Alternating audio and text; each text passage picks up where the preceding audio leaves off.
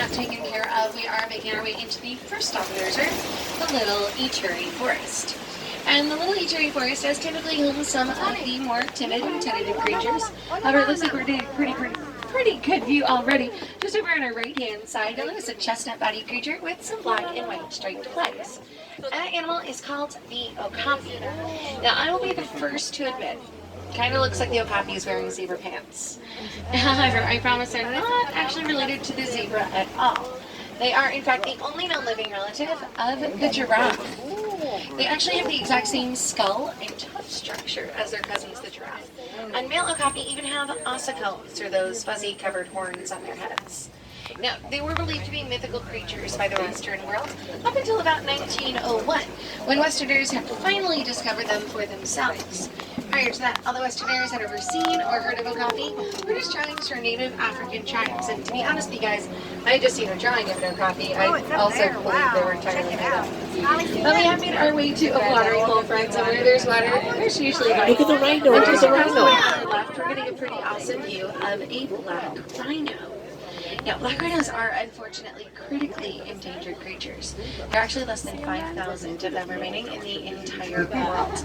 Now, that is because they are poached for their horns, which many people falsely believe holds a medicinal value. However, those horns are made out of keratin. That's the exact same material as our fingernails and hair. So, it's just about as medicinal as biting your nails. Some of them live here, yeah. Yeah, I know that I said that the forest held some of the more timid creatures, but we've had a pretty good view of a couple of them. I'm not sure if I'm seeing too terribly much else going on just around here, but that is quite alright. We are just at the beginning of our journey, so let's make our way on out of the Little Ituri Forest and head on down to our next stop, the Safi River. Now, the Safi River is an entirely different ecosystem, and this next one homes creatures who really enjoy the water. They'll use the water to both help regulate their body temperature, as well as keep them as hydrated as possible.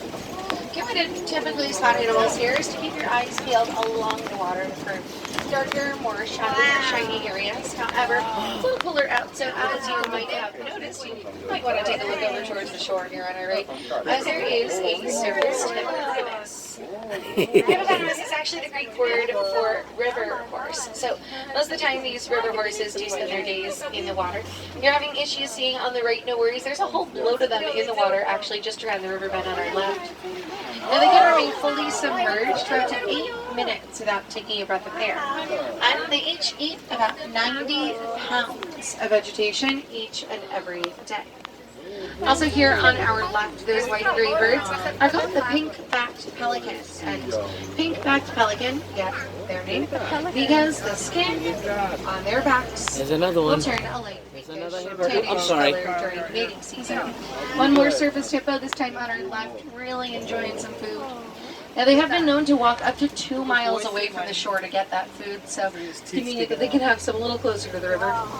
Now I do appreciate you all staying seated. That is once again super important for your safety, not my entertainment. But I bring that up again specifically here now because along our left-hand side are some Nile crocodiles. Stay seated for me, row 4, all the way down, sweetheart. You gotta stay seated. Nile crocodile are a lot larger than their cousins, the American alligator.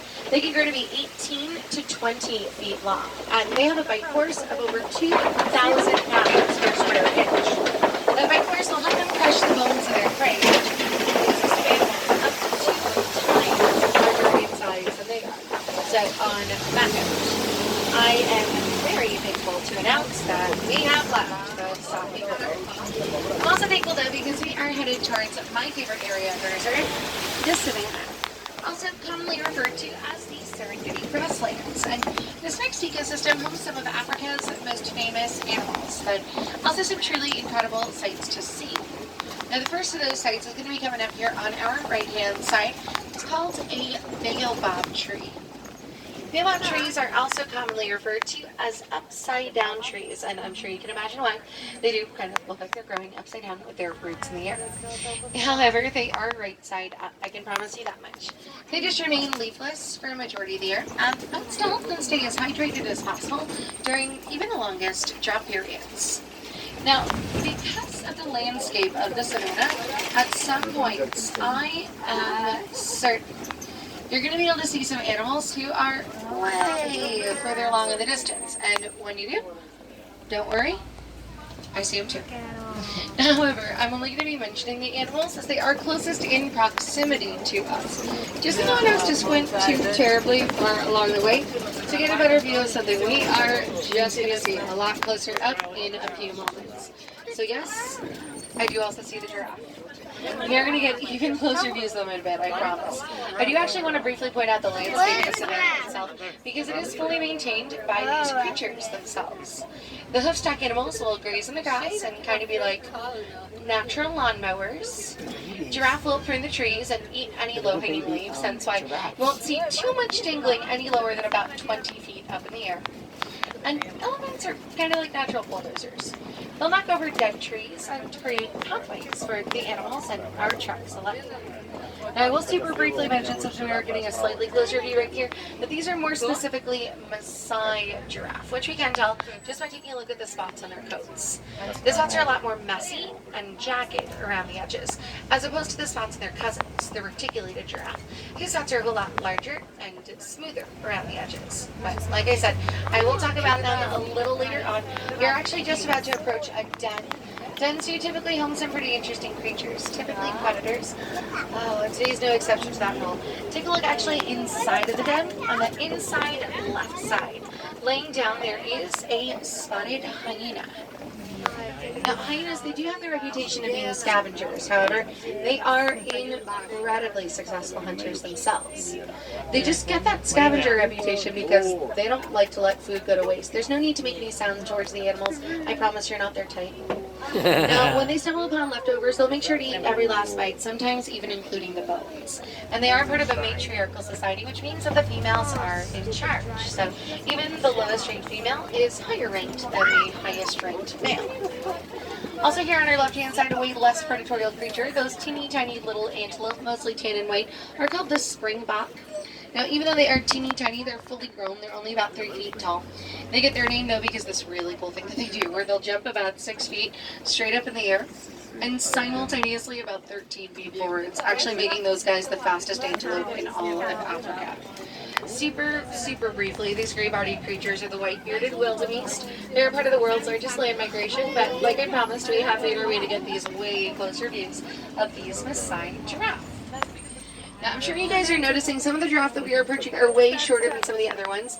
They're not just shorter giraffe, they are younger giraffe, probably on average around that 6-month-old mark.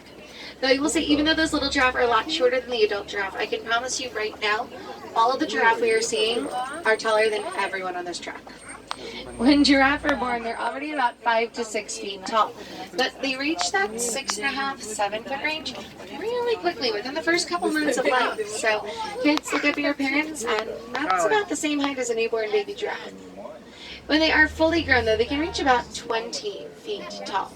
And since they are such incredibly tall animals, they do need a way to pump their blood all the way up those very, very long necks.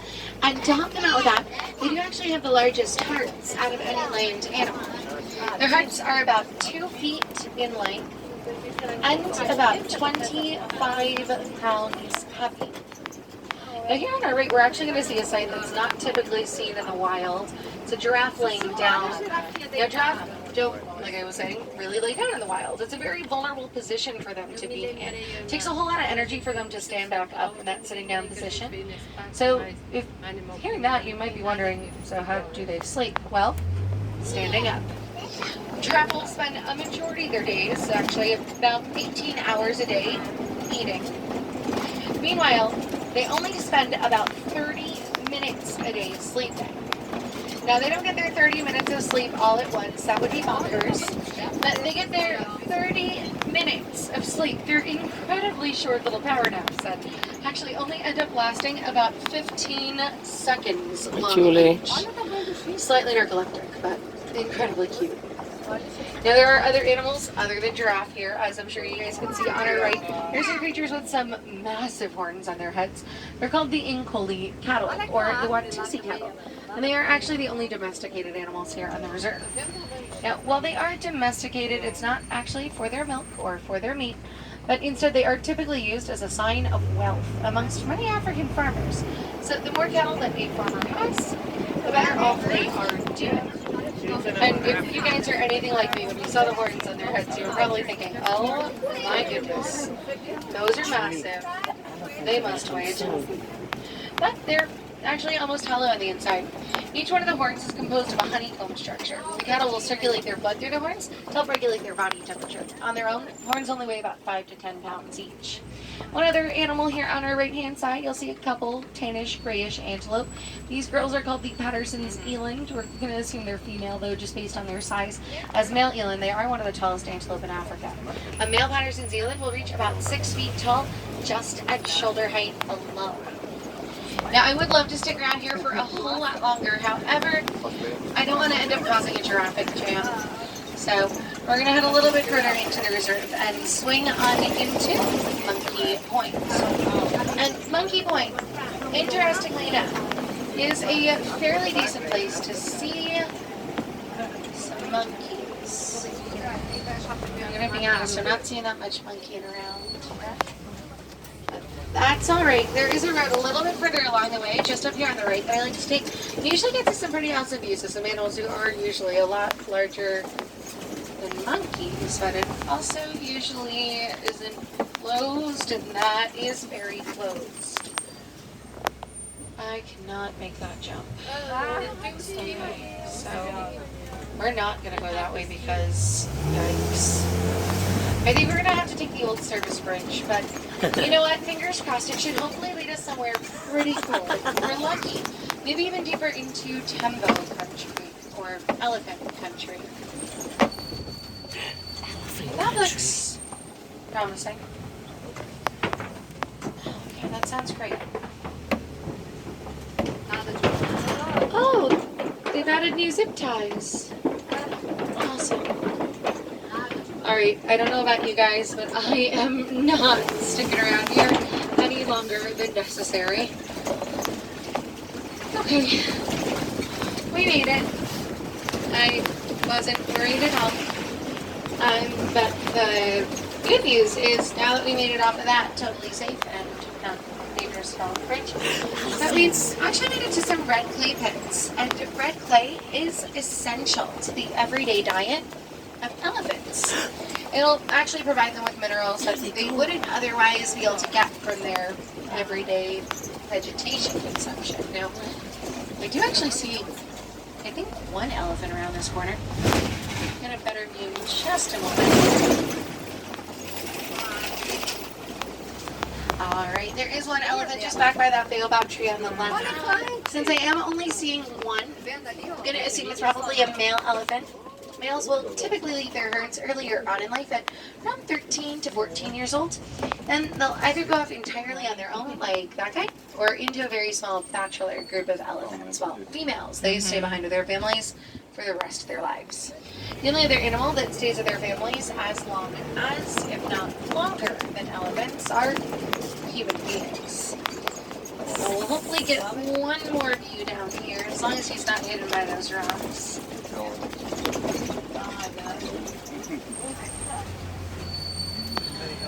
think he might be hiding a little bit, but you know what? Hakuna Matata, no worries. There are still plenty more animals for us to see.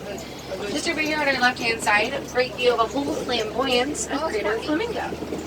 And greater flamingo, they are the largest flamingos in the world, but also the palest in pink color. Now, they get that very pale pink coloring from a nutrient known as beta-carotene. That's found in brine shrimp, a huge staple in their everyday diets. When flamingos are hatched, they are actually more of a light gray color. Then they develop that pale pink coloring very slowly but surely. Within the first year to year and a half of life, really taking the phrase, you are what you eat to an entirely new level. But we have now made our way over towards the east end of the savannah. And just like I promised, friends, there are still plenty more animals for us to see. However, I'm going to be completely honest with you guys. I'm not seeing that much going on just around here. We'll check a couple more areas just to make sure that we're not going to miss a thing. Oh, and I'm glad that I did, because I do see something a little further along the way. What you use to start to direct your attention towards this hill here on our left. You see that big pile of broken branches? Just to the left of it. Laying down there are a couple of cheetahs. Now cheetahs, they are the fastest of the big cats. They can actually run speeds up to 60 miles an hour in less than 3 seconds. However, they are more of a short distance sprinter as opposed to a long distance marathon. To help them with those short distance sprints, they do have non-attractable claws, unlike most other big cats. That'll help them get a really good grip on the ground, just so they don't slip and fall as they run. Now, also, unlike most other big cats, cheetahs are daytime hunters, and to help them with that, they have developed this black tear stain marking on either side of their snouts. That ends up working out kind of like a pair of natural sunglasses. It'll reflect the sunlight away from their eyes, just so they are not squinting as they are hunting. Now, we are also approaching some Kopi rocks, and Kopis do typically home another big cat here in Africa, so I want to hear us keep your eyes peeled. I think you'll be able to see something lying around. And for those of you who did not get what I was looking to, take a look to the front of the Kopis, just by that scrawny looking bush. There is laying down a very sleepy male lion. Now we should hopefully be able to get a slightly more face front view of him once I do have a little more frontward clearance. There we go. I will say that's a pretty difficult sight to see of a lion at this time of day. They are nocturnal creatures and they tend to remain pretty inactive. About 18 to 20 hours out of the day. Most active in the middle 4 hours of night.